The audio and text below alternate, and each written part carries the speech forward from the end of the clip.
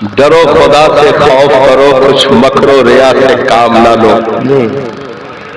ڈرو خدا سے خوف کرو کچھ مکر و ریا سے کام نہ لو. یا اسلام پہ چلنا سیکھو یا اسلام کا نام نہ لو. سبحان اللہ. بہت ڈرو خدا سے خوف کرو کچھ مکر و ریا سے کام نہ لو. یا اسلام پہ چلنا سیکھو یا اسلام کا نام نہ لو.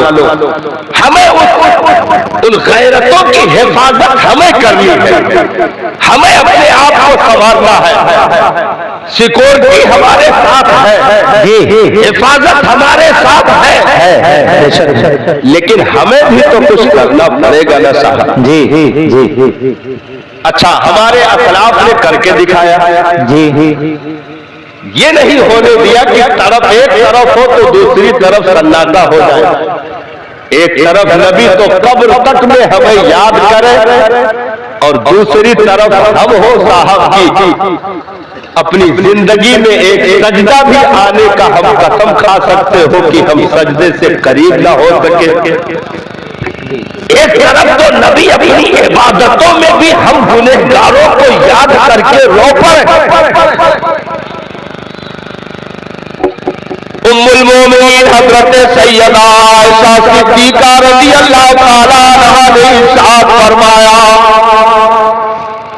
رات کی تاریکی تھی, میں نے بستر پہ سرکار کو نہیں پایا. میں تلاش کرتے ہوئے نیچے اتر گئی, ٹٹولتے ہوئے پہنچی تو اتنی قریب پہنچ گئی کہ نبی کے سسکیوں کی آواز میں سننے لگی. سبحان اللہ. ام المومنین فرماتی ہے کہ جب سرکار فارغ ہوئے تو میں نے عرض کی, آقا اس قدر مشقت ہے تو اٹھا رہ گئے. ام المومنین کہتی ہے اس قدر سرکار قیام فرماتے کہ دونوں پائے مبارک میں ورم آ جاتا, داڑھی آنسوؤں سے تر ہو جاتی. ام المومنین کہتی ہے کہ میں نے خود دیکھا کہ مصلی آنسوؤں سے بھیگا ہوا تھا. میں نے عرض کی سرکار رب نے آپ کو معصوم بنایا, آپ اس قدر کیوں روتے گئے, راتوں کو اس قدر تنہائیوں میں کیوں سسکیاں بھری جاتی گئے. تو قربان جاؤ پیارے, حضرت ام المومنین فرماتی ہے کہ سرکار نے ارشاد فرمایا, عائشہ یہ میں صرف اپنے لیے نہیں کر رہا ہوں بلکہ اپنی گنہگار امت کے لیے کر رہا ہوں. سبحان اللہ. سبحان اللہ. تو ادھر تو سجدوں میں بھی ہمیں یاد رکھنا جائے. جی.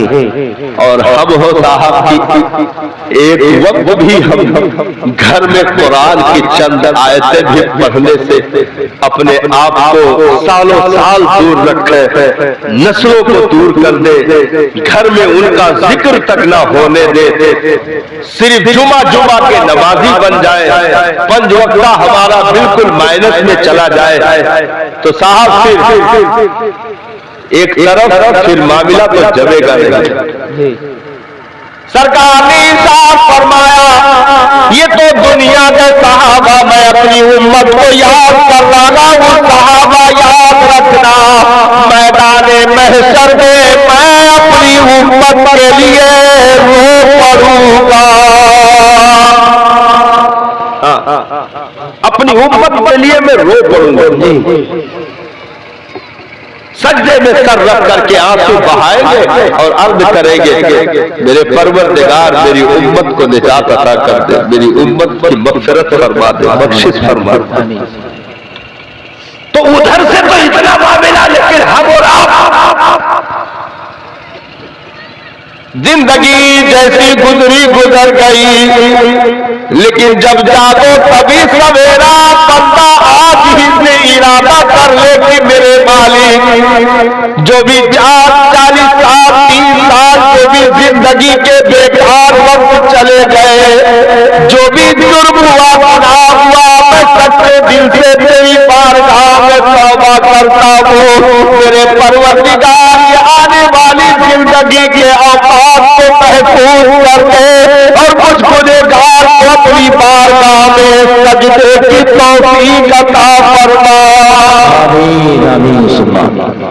ہمیں سوچنا پڑے گا جی کیونکہ ہمیں اور آپ کو پالنے کے لیے یہ نہیں کہ پالنے کا وقت ختم ہو گیا، آج بھی پرورش جاری ہے اس امت کے جی لیے، جی جی بے شک بے شک، آج بھی اس امت کی پرورش جاری ہے، کیونکہ پرورش جہاں چھوڑ دی جائے گی پھر اس دن اس کو سنبھالنے والا کوئی نہیں ہوگا صاحب۔ جی صحیح بات، ہاں سنبھالنے والا کوئی نہیں ہوگا۔ عشق گر ایک طرف ہو تو سزا دیتا ہے، عشق دونوں طرف ہو تو پھر مزہ اے عشق تیرے صدقے جلنے سے چھوٹے سکتے، جو آگ بجھا دے گی وہ آگ لگائی ہے۔ یہ عشق نہیں آتا جس کو سمجھتا ہے، ایک آگ کا دریا ہے وہ بھی ڈوب کر جانا ہے۔ ہم اور آپ سمجھتے ہیں کہ خواب غفلت میں پڑے رہنے سے کام بن جائے گا، نہیں صاحب، آپ کو نظر نہیں لگ سکتی ہے یہ تو گارنٹی ہے، جی لیکن ہمیں بھی تو جواب دینا ہے نا پیارے، ہمیں تو جواب دینا ہے نا۔ اعلیٰ حضرت سرکار فرماتے ہیں کفن میں منہ چھپا کر کے ملنے سے کیا فائدہ،